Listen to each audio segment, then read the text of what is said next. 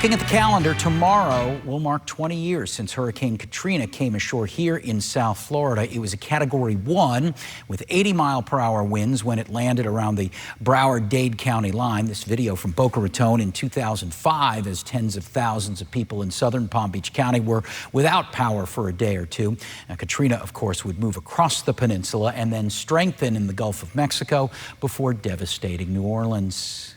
And we can't forget that today is also the 33rd anniversary of Hurricane Andrew making landfall just south of Miami. Hurricane Andrew was the strongest and most devastating hurricane on record to hit South Florida. When it made landfall, Andrew was a Cat 5 hurricane with maximum sustained winds of 165 miles per hour and a minimum central pressure of 922 millibars. It's only one of 4 hurricanes to make landfall in the U.S. as a Cat 5 since 1900.